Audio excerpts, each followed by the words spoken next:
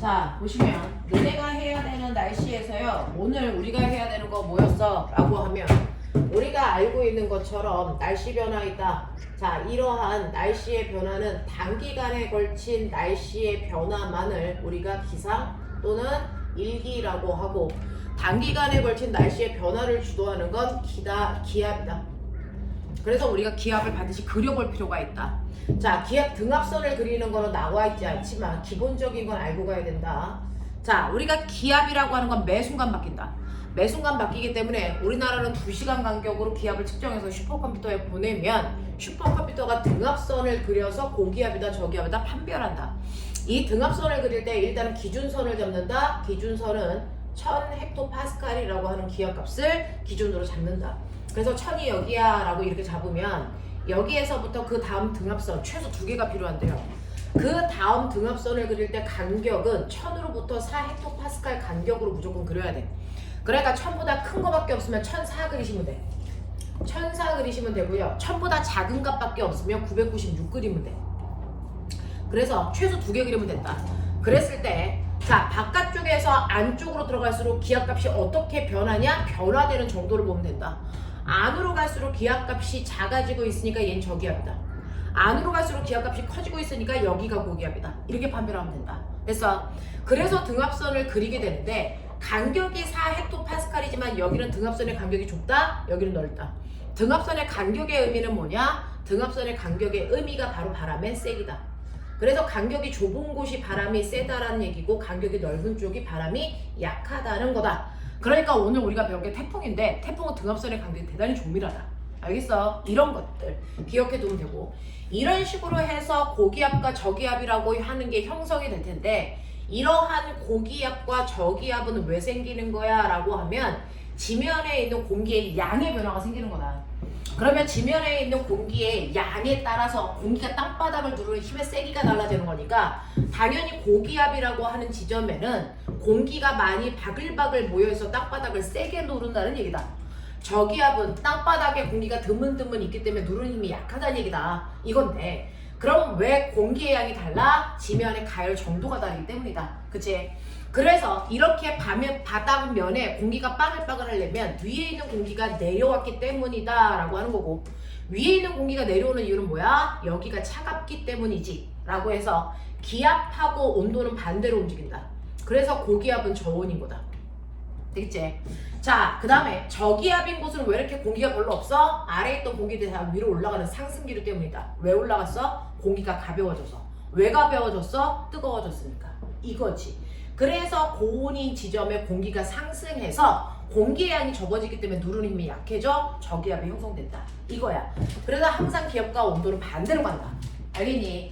자, 이런 식으로요. 차갑게 냉각돼서 만들어지는 기압들은요. 고기압의 높이가 낮아요. 그래서 얘는 키 작은 고기압이야.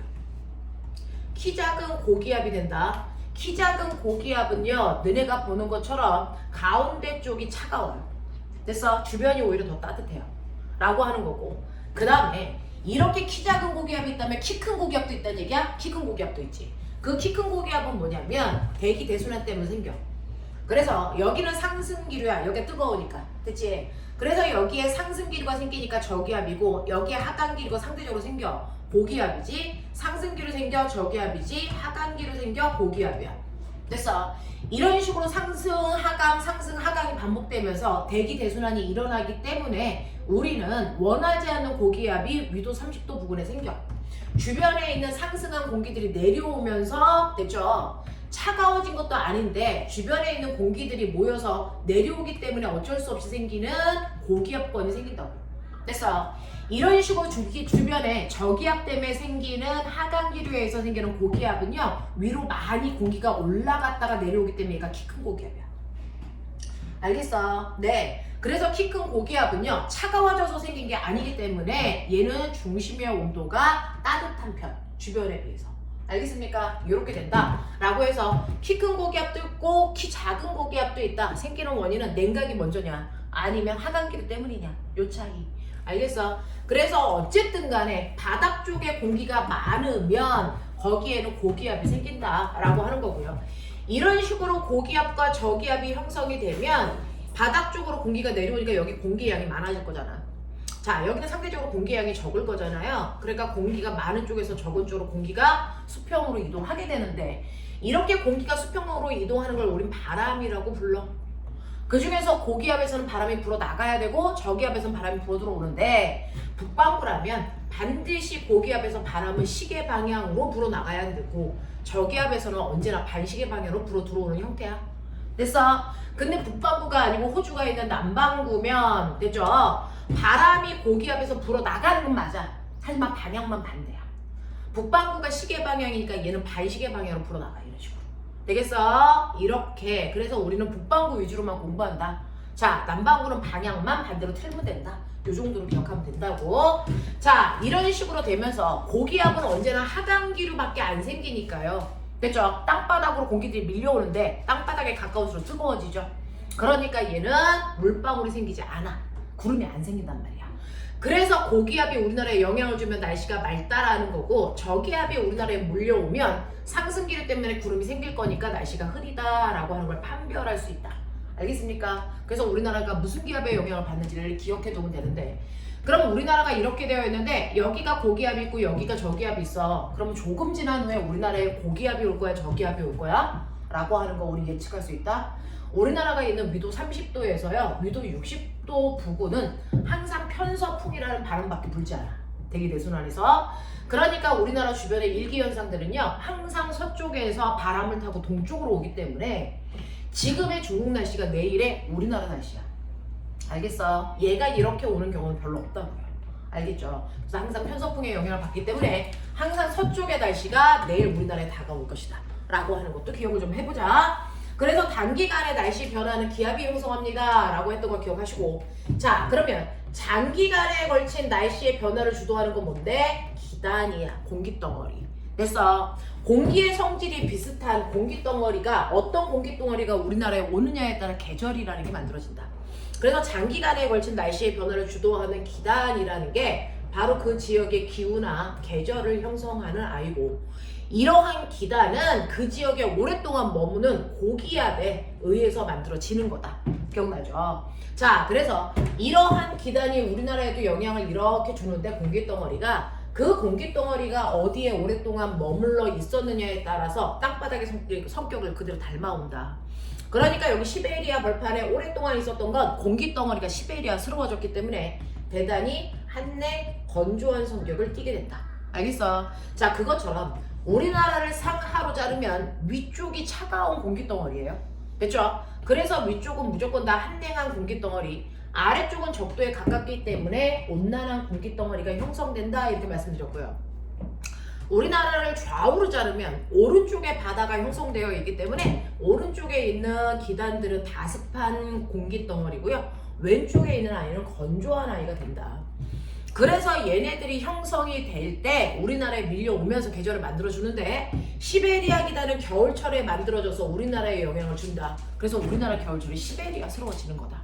이렇게 됐어요. 됐죠? 그래서 얘가 겨울철, 얘가 봄, 가을. 그 다음에 이 두 개가 초여름, 장마철을 만들다가 얘가 죽으면 얘만 영향을 주는데 이게 한여름. 됐어? 그랬을 때 얘 이름이 뭐야? 북태평양 기단.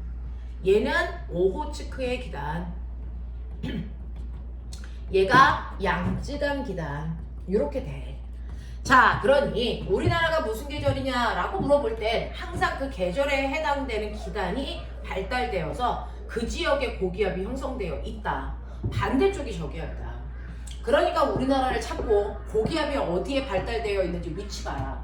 그랬을 때 지금처럼 시베리아 쪽에 고기압이 형성되어 있다면 시베리아 기단이 발달되고 있다는 거고, 그래서 우리나라는 겨울철로 판단하면 된다.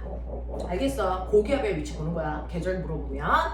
자, 그랬을 때 시베리아 기단이 발달되어 있기 때문에 우리나라 날씨가 시베리아처럼 대단히 한냉 건조할 거다라고 판단하면 되고, 얼마나 추워? 라고 하면 열나 추워서 한파가 몰아닥쳐. 그러면서 겨울철 날씨의 특징을 얘기한 거, 3일 동안은 죽을 정도로 춥고 4일 동안은 그대로도 견딜 만큼 춥다. 알겠어?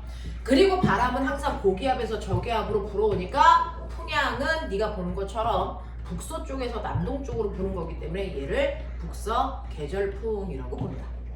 알겠어? 그러면서 기압 배치를 얘기하면 우리나라를 중심으로 봤을 때 고기압이 우리나라 서쪽으로 빠져 있죠. 그래서 서쪽에 고기압, 반대쪽 동쪽에 저기압이 있는 형태의 기압 배치다. 그래서 서고 동조형의 기압 배치를 띠고 있어요. 이렇게 얘기해야 되고. 알겠습니까? 자, 이때 한파라고 하는 엄청 차가운 바람이 불어오니까 상대적으로 여름철에 비해서 등압선의 강력은 조밀하게 발달합니다. 알겠습니까? 이런 것들 기억해두면 되고요. 그 다음에 두 번째 여름철에는요. 여러분들 여름철은 두 가지로 나누잖아요. 초여름하고 한여름. 그래서 초여름에는 여기에 있는 오츠크의 기단 쪽에도 고기압, 북태평양 쪽에도 고기압이 발달해서 우리나라에 얘네들이 동시에 영향을 주는 특이한 경우. 됐어? 원래 하나의 계절에는 하나의 기단만 형성돼야 되는데 두 개의 기단이 동시에 발달한 특이한 경우란 말이야. 그랬을 때 이 둘이 우리나라에 동시에 영향을 주는데요. 찬 공기와 더운 공기가 부딪혔으니까 구름이 만들어지겠죠. 엄청난 비가 오겠죠. 근데 찬 공기와 더운 공기 자체가 또 축축하니까 엄청난 양의 비가 쏟아지는 거. 그게 초여름 장마철 날씨. 알겠어? 그랬을 때 장마철에 우리나라에 영향을 준 기단을 우리가 뭐라 그러냐면 정체 기단이라고, 정체 전선이라고 하고요. 그 정체 전선의 모습이 이런 식으로 형성되어 있더라. 이렇게 되는 거죠. 그치? 이런 식으로 형성되어 있을 때 조금 이따 설명하지만 온난전선 앞부분에 한냉전선 뒷부분에 비가 오기 때문에 얘는 이 전선의 영향으로 여기에 비가 온다는 거야. 이쪽에. 알겠어? 이렇게 된다 라고 하면서 이 두 개의 전선이 만나서 엄청난 정체 전선을 만들어서 집중호우를 쏟아내고 있을 때를 우리나라 장마철이라고 한다. 자, 그래서 얘네들이 세력을 싸우면서 내려갔다 올라갔다 우리나라 상공에서 한 20일 정도 싸우다가 오츠크의 기단이 소멸되면 그때부터 한여름이야 라고 판별한다. 자, 그러면 한여름이 되면 우리나라 상공의 북태평양 기단의 영향만 받기 때문에 여기가 고기압이 되고 상대적으로 반대쪽이 저기압이 형성이 돼서 바람이 고기압에서 저기압을 이렇게 불게 된다. 됐죠? 그래서 우리나라 지도를 봤더니 이쪽에 고기압이 형성되어 있다. 너네는 판단해야죠. 아, 지금은 한여름이구나. 그래서 북태평양 기단의 영향을 받고 있구나. 그래서 우리나라 자체가 북태평양스러워졌구나. 그래서 북태평양처럼 우리나라 대단히 온난 다습하구나. 얼마나 온난해? 죽을 만큼 더워. 무더위가 오는 거지. 그리고 밤에도 온도가 27도 밑으로 안 떨어지는 열대야라고 하는 밤이 형성이 되고요. 근데 대단히 눅눅하기 때문에 습도가 높아서 불쾌지수 짱이죠. 됐어? 이렇게 되고 반갑지 않은 손님 태풍이 몰아닥치고 이어크고 기압 배치는 어떻습니까? 라고 하면 기압 배치는 우리나라를 중심으로 봤을 때 남쪽이 치우친 쪽에 고기압이 형성이 되기 때문에 남고 북저형의 기압 배치를 띱니다. 이렇게 얘기하면 되고요. 바람은 고기압에서 저기압 쪽으로 부니까 이렇게 불죠. 그래서 남동 쪽에서 시작된 바람이 불어요. 남동 계절풍이 불어요. 이렇게 얘기하는 거지. 알겠어? 이런 식으로 각각의 계절의 특징들 얘기했고요. 그 다음에 봄, 가을의 날씨의 특징은요. 기단이 만들어지려면 고기압의 규모가 엄청나게 커요. 큰 규모가 움직이기 때문에 우리나라를 통과할 때까지 한 3개월 걸린다고요. 그게 계절이야. 근데 이러한 양치간 기단은요. 다른 기단에 비해서 규모가 소규모예요. 그렇기 때문에 얘가 움직이는 속도가 대단히 빨라요. 이렇게 빠른 속도로 움직이는 걸 우리가 멋진 말로 뭐라 그러냐면 이동성 고기압이다 이렇게 표현한단 말이죠. 됐죠? 이렇게 이동성 고기압이기 때문에 얘가 들어왔다가 나갔다가 엄청나게 빠른 속도로 움직이거든요. 그러니까 날씨의 변화가 우리나라 극심하다고요. 됐죠? 그러면서 우리나라 봄철의 날씨를 설명하고 있는 게 꽃샘추위, 편서풍의 영향으로 황사현상 이런 거 나타나고요. 가을철의 날씨의 특징은 첫서리가 와요. 단풍이 몰아닥쳐. 단풍이 뭐 물들어요. 이런 것들. 알겠습니까? 천고마비예요. 이런 얘기들이 가을철 날씨를 표현하는 단어들이었다. 여기까지 했단 말이야. 자, 그러면 장기간에 걸쳐서 공기덩어리에 의해 기단이라는 게 형성이 되고 계절이 만들어지는 것까지는 알겠는데 이러한 기단이 서로 부딪힐 때가 있겠죠. 공기덩어리가 부딪혀요. 그래서 우리가 수조에다가 중학교 3학년 때도 그려본 적이 있는데 반쪽에는 차가운 물, 반쪽은 뜨거운 물, 여기다가 잉크를 타서 색깔이 다르게 했을 때 차가운 물은 파란색 잉크로, 뜨거운 물은 붉은색 잉크로 색깔을 다르게 하고 가운데 있는 칸막이를 치워보자는 거지. 가운데 있는 칸막이를 치워보면은 얘네들이 섞일까 안 섞일까? 절대 섞이지 않는다는 거지. 왜? 온도가 다르면 같은 물이라도 밀도가 달라지니까. 그치? 그 중에서 밀도가 큰 물은 밑으로 내려앉으려고 그러고 밀도가 작은 애는 위로 뜨기 때문에 차가운 물이 밑으로 가라앉으면서 경계면이 생기는 거다. 그 경계면을 뭐라 그러냐? 중3 수준. 병신 전선면 새끼야. 그러면 우리가 배우는 전선은 어디 있는데, 전선은요 창공에 생기는 게 아니고요, 이걸 쭉 따라왔을 때 땅바닥이랑 만나는 이 포인트 하나만 전선이다. 알겠어? 그래서 우리가 배워야 되는, 오늘 배우는 전선이라고 하는 건 전선면이 지표면과 만나는 점, 요거 한 점, 요것만 전선이라고 해. 그래서 땅바닥이랑 만나는 점만 전선이라고 할 건데, 그러면 이렇게 찬 공기와 더운 공기가 만났을 때 전선의 성격 어때? 라고 하면, 찬 공기와 더운 공기가 만났어. 우리 다 배운 거니까 머릿속에서 끄집어내. 찬 공기와 더운 공기가 만났는데 누구의 힘 셀 거야? 찬 공기의 힘 세다면 얘를 뭐라고 했다? 한냉전선이라고 불렀다. 기억나? 자, 찬 공기의 세력이 세기 때문에 얘가 지나가면 추워질 거라서 고드름이 온다. 고드름 표시. 이게 한냉전선. 맞지? 자, 그런가 하면 찬 공기와 더운 공기가 만났는데 더운 공기의 세력이 세서 더운 공기가 밀고 가. 자, 더운 공기가 밀고 가는 전선을 온난전선이라고 하고, 더운 공기가 밀고 갔으니까 따뜻해지면서 고드름이 녹아 물방울 된다. 물방울 표시야. 이게 온난전선 표시였어. 됐어?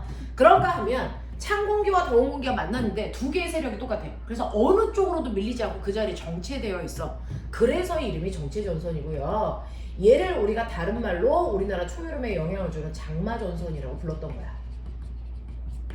이렇게 찬 공기와 더운 공기의 세력이 똑같기 때문에 우리는 한쪽은 찬 공기만, 한쪽은 더운 공기만 이렇게 그리는 게 정체전선이고 장마전선이다. 알겠습니까? 자, 그러다 보면 이렇게 찬 공기와 더운 공기가 서로 대치되어 있으면서 매 순간마다 뜨거운 쪽에서 차가운 쪽으로 열이 이렇게 이동하겠죠. 이런 식으로 열이 이동해 보면 둘의 온도 차이가 이제 점점 줄어들다가 나중에 섞일 수밖에 없어. 자, 이렇게 되면 전선의 성격이 줄어들게 되기 때문에 얘를 우리가 패색전선이라고 부르고, 그릴 때도 두 개가 섞여가기 때문에 섞어서 그리는 게 맞다. 이렇게 판단해야죠. 됐죠? 그래서 각각의 전선을 우리가 표현할 수 있는데, 이런 전선은 어디서 만들어지냐면 찬 공기와 더운 공기가 만나는 저기압에서 만들어진다. 고기압에서는 전선이라는 게 생기지 않는다. 자, 그러면 이런 식으로 전선이 만들어질 때요, 전선의 일생을 보면 전선은 무조건 정체전선에서 시작한다. 그랬다가 편서풍을 타고요, 실제로 온난전선이 먼저 발달해서 앞으로 튕겨나갑니다. 그리고 나중에 뒤로 돼서 한냉전선이 발달해서 쫓아가는 형태. 그럼에도 불구하고 편서풍이 이렇게 보니까 얘네들이 가는 진로의 앞쪽, 이쪽이 진로의 뒤쪽, 이렇게 되겠지. 그래서 우리는 여기를 온난전선의 앞쪽, 온난전선의 뒤쪽, 한냉전선 뒤쪽이라고 명명한다. 되겠니? 그러면 여기에 우리 집이 이렇게 있으면 우리 집은 온난전선의 앞쪽의 영향을 먼저 받다가 이렇게 지나가면 온난전선 뒤쪽이 되고요, 이렇게 되면 한냉전선 뒤쪽이 되는 거다. 이렇게 날씨 변화가 세 가지의 형태로 나타날 거고, 이 날씨 변화가 어떤지 조금 이따 다시 보고요. 그리고 나서 나중에 어떤 일이 발생을 하냐면, 온난전선과 한냉전선 중에서 누구의 속도가 더 빠르니? 이동 속도? 한냉. 네, 나중에 생기는 한냉의 속도가 빠릅니다. 얘는 느려요. 그렇기 때문에 빠른 애가 쫓아와서 결국은 겹친다. 그래서 나중에 저기압 중심에서는 한냉과 온난이 섞여 있는 패색전선의 형태로 전선이 소멸된다. 이렇게 표현합니다. 됐죠? 이런 일생을 걸쳐요. 자, 그랬을 때 전선이 가장 완벽하게 발달되어 있는 가운데. 됐어? 네. 자, 생성시기, 성숙시기. 됐어? 소멸시기. 이렇게 보거든요. 자, 그랬을 때 가장 완벽하게 발달되어 있을 때 이때를요, 잘라서 단면을 보시면 기억, 니은 이렇게 잘라볼게. 자, 그 중에서 기억에서는 어떠냐면요, 한냉전선이라서요, 찬 공기가 세력이 세서 밀면서 얘는 무거우니까 내려갑니다. 그러면 따라서 더운 공기는 가벼우니까 쫓겨 올라갑니다. 근데 찬 공기는 무거운데 속도가 빨라요. 그러니까 얘가 대단히 빠른 속도로 내려가고 얘는 튕겨 올라가서 경사가 엄청나게 두 공기 사이에 크게 생겨요. 그래서 낭떠러지처럼 곡선으로 이렇게 표현하는 게 경사가 급하다, 이렇게 표현합니다. 그래서 한냉전선은 경사가 급하게 나타납니다 라고 하는 거 이해하셔야 되고요. 이런 식으로 해서 얘가 빨리 밀고 오기 때문에 이동속도 빨라집니다. 자, 그런가 하면 더운 공기는 세력이 강해도요. 얘가 가벼운 공기니까 잘 못 밀어. 자, 밀면서 올라갈 건데 찬 공기는 무거우니까 천천히 밀려 내려간단 말이죠. 그래서 온난전선의 경계면에서는요. 이동 속도가 느릴 수밖에 없어서 경사면이 완만해 이렇게 표현하는 거야. 되겠어? 그래서 경사가 완만하게 형성이 된다. 기억해둬야 돼. 되겠지? 자, 근데 문제는 이동 속도가 느리기 때문에 더운 공기가 천천히 올라가서 구름이 천천히 옆으로 퍼진 구름이 생긴다. 멋진 말. 충분요. 그렇죠. 옆으로 퍼진 구름 층운형이 만들어져. 알겠어? 그 중에서 내가 우리 집이 여기 있으면 우리 집에 가장 높은 층운형이 먼저 다가오겠지? 자, 이때 층운형의 이름을 높을 건자 써서 건충은 이렇게 불러. 됐어? 이때 햇물이 달무리가 뜨는 거야. 그래서 우리 조상들은 건충원에 의해서 햇물이 달무리가 뜨기 시작하면 조금 있다가 넓게 퍼진 구름에 의해서 이슬비가 올 거기 때문에 농사 짓다가도 집으로 막 뛰어가서 장독대 덮었단 말이야. 알겠어? 이런 것들이고. 자, 그리고 나서 한냉전선에서 더운 공기가 수직 상승해요. 더운 공기가 상승하면 무조건 구름이 생기는데 이때 세로 방향으로 수직으로 발달한 구름이 생기겠지. 이 수직으로 발달한 이 구름의 이름은 뭐냐? 제가 층운형 했으니까 너는 적운형이라는 얘기를 해줘야지. 적운형. 됐어? 네, 적운이라고 하는 게 뭐냐면 누적된다는 거야. 됐어? 퍼지지 않고 누적되는데 이때 이렇게 수직으로 발달해 가는 구름 중에서 됐어? 초기에 수직으로 발달한 구름은 우리가 적운이라고 해. 그 다음에 얘가 성숙 단계가 돼서 소나기를 내리는 형태의 대규모의 수직으로 발달한 구름을 우리가 정란운이라고 한다고. 구름은 소나기는 이때 오는 거야. 이때 안 와. 알겠어? 그래서 이렇게 수직으로 발달한 모든 구름들을 싸잡아 우리가 적운형이라고 하는 거죠. 됐어? 이걸 적운형이라고 하는 거야. 자, 그 중에서 정란운의 형태가 되면 그때부터 소나기가 오는데 이동 속도가 더럽게 빠르기 때문에요. 얘는 정란운이 만들어지는 그 순간 이미 한냉전선이 지나가 버려요. 그래서 항상 소나기는 한냉전선 뒤쪽에 좁은 지역에 온다. 됐어? 네, 이슬비는요 온난전선 앞쪽에 넓은 지역에 온다. 알겠습니까? 그래서 강수 지역 확인해라. 전선의 한가운데는 비 안 온다. 알겠죠? 이렇게 된다라고 하는 겁니다. 자, 그러면 이런 식으로 얘네들이 우리나라의 전선이 통과하면서 우리나라 맨 처음에 나타나는 일기는 1번과 같은 위치에서 나타나는 현상이 나타난다 그랬어. 그래서 1번에 해당되는 온난 전선 앞쪽의 날씨가 먼저 나타날 거고요. 그리고 얘가 지나가게 되면 그 다음에는 온난 전선 뒤쪽의 날씨가 나타날 거고, 그리고 더 지나가게 되면 세 번째 한냉 전선 뒤쪽의 날씨가 우리나라에 형성된다. 이해하겠지? 편서풍 때문에 그래. 자, 그러면 이런 식으로 형성이 됐을 때요, 온난 전선 앞에 있을 때는 어떤 현상들이 나타납니까? 라고 하면 조금 전에 해드렸어요.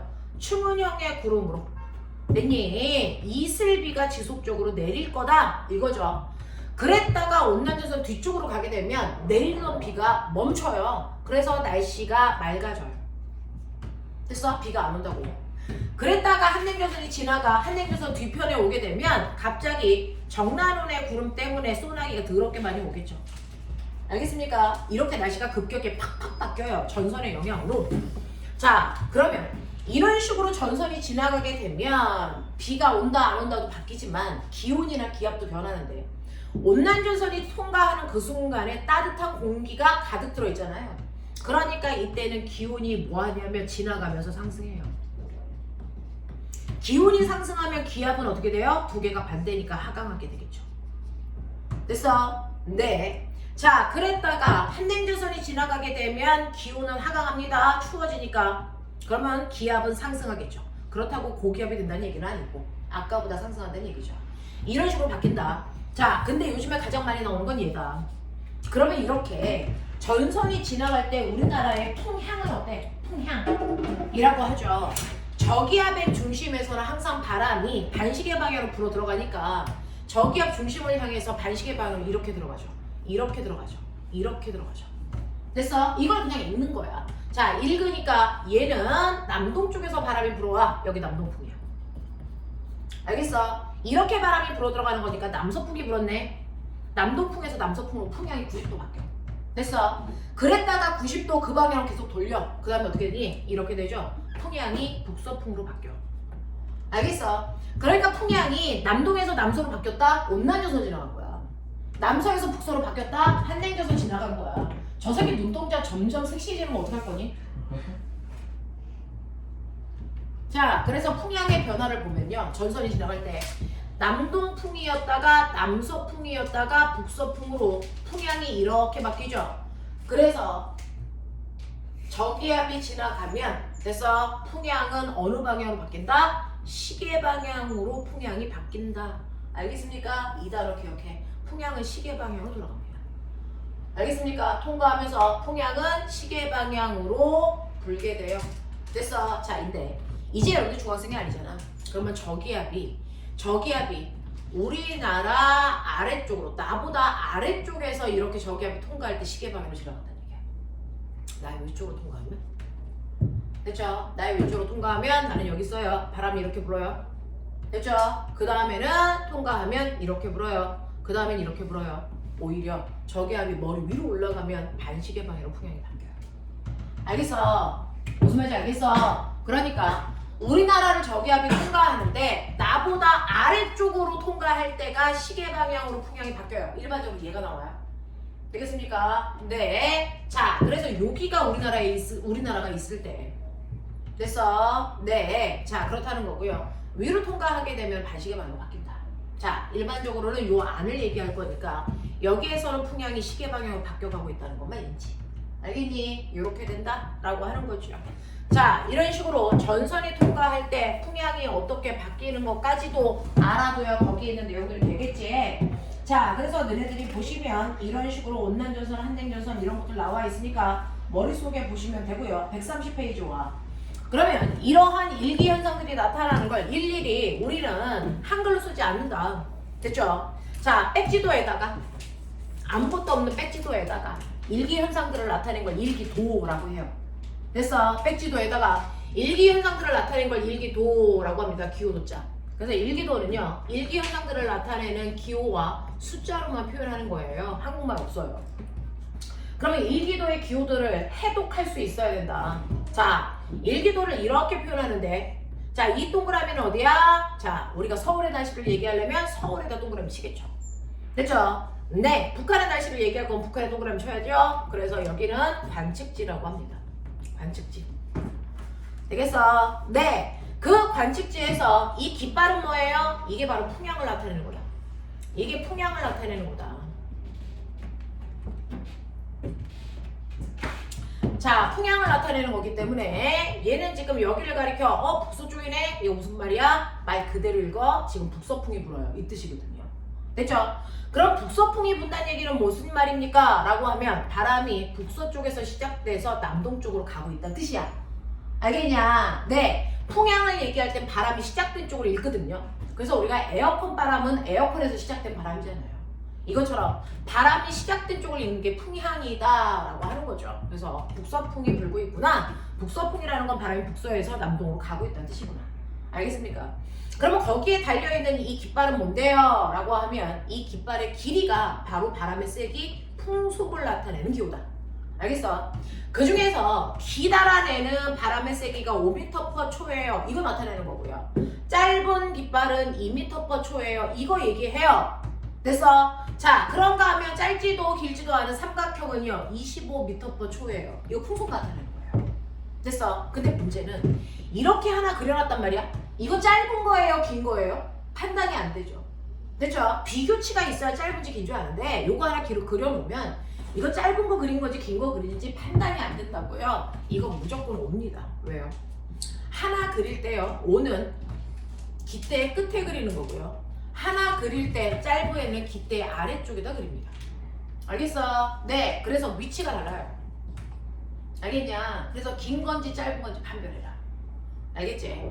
자, 그래서 이렇게 되어 있으면 얘는 풍속이 7이구나 라고 하는 거 기억해 두면 된다. 자, 그러면서 여기에 관측지에다가 어떨 때는 그냥 이렇게 그리는데요. 어떨 때는 반만 이렇게 진하게 그리죠.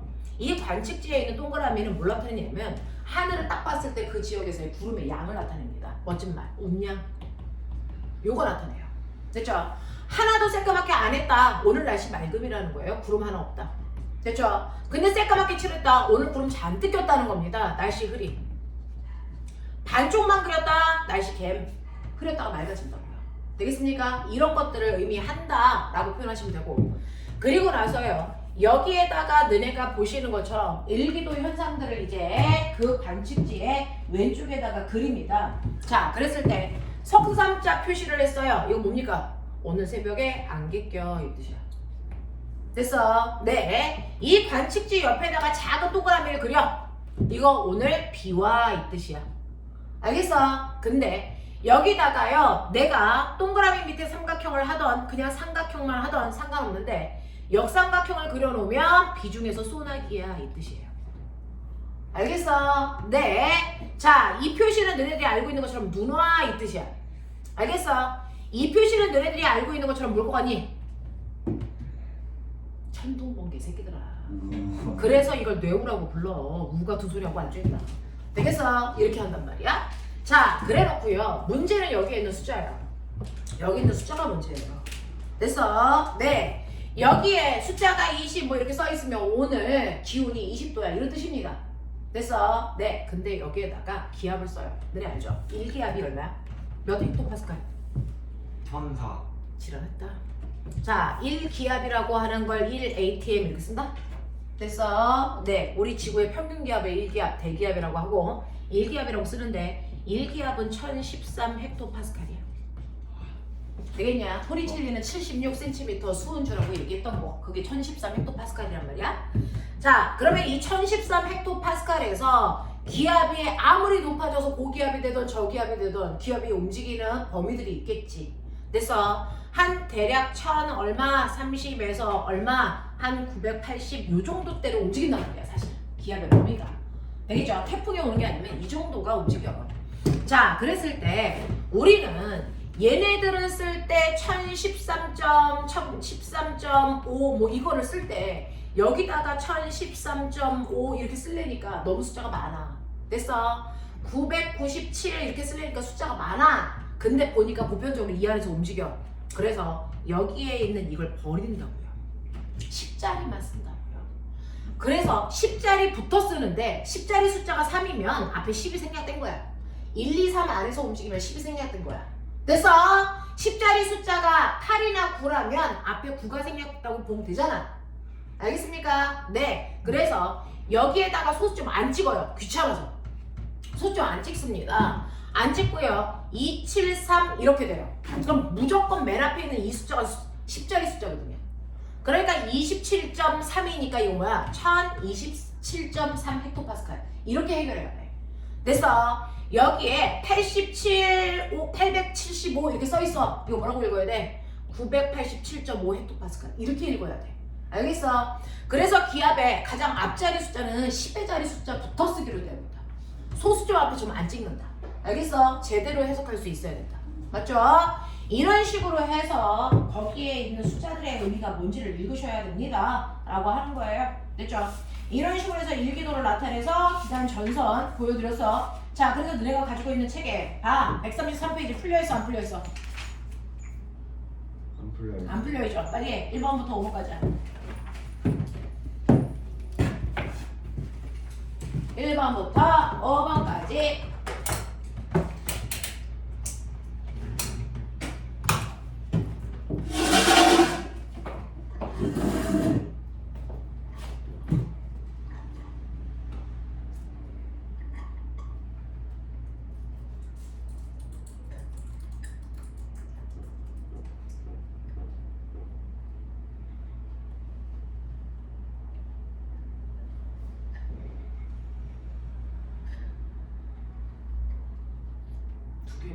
어떻게 그렇게 매 계속 먹고 있는데 잘 배울 수 있지?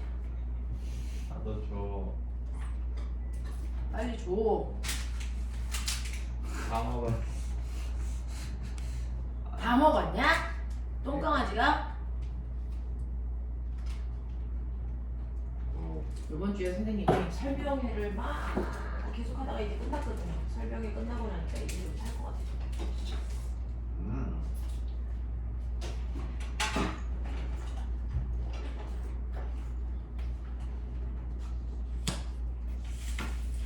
너네들이 줄 수 있는 게 이런 거밖에. 젤리. 말고는 뭐. 그런 거 없고 렌즈. 세상에 제일 쓸데없는 게 가방에 있는 동전들. 주차구. 그러니까 동전들은 배고플 때 먹을 수도 없고요. 영양가 없죠.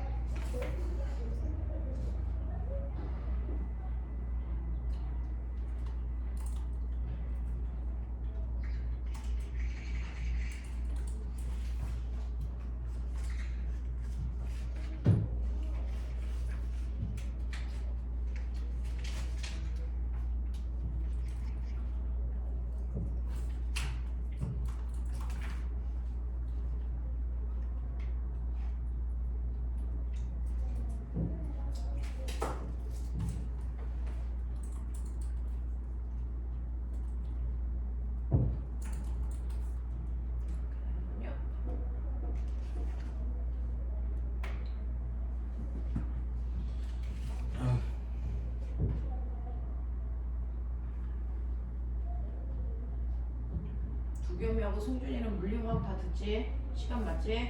네. 네. 네.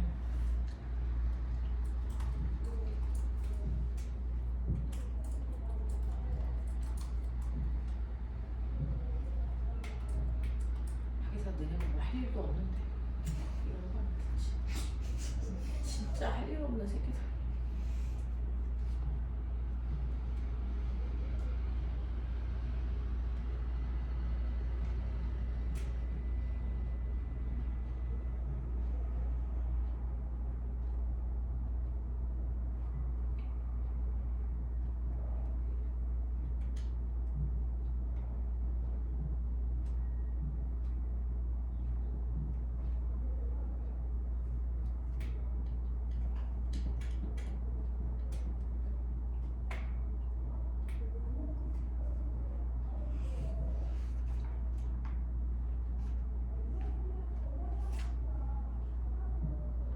빨리 풀어 진짜.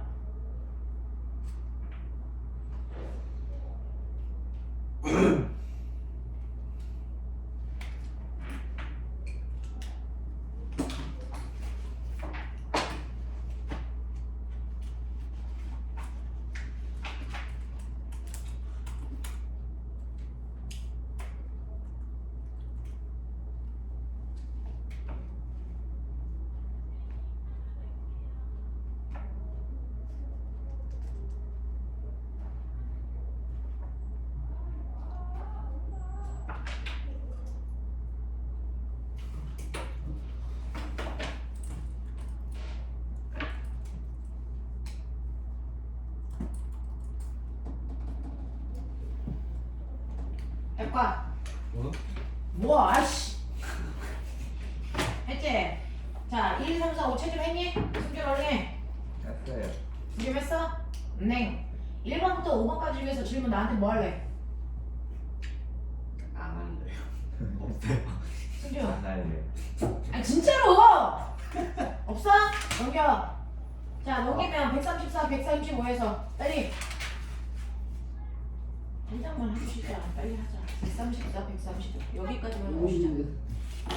처맞기 전에 해. 순종적으로.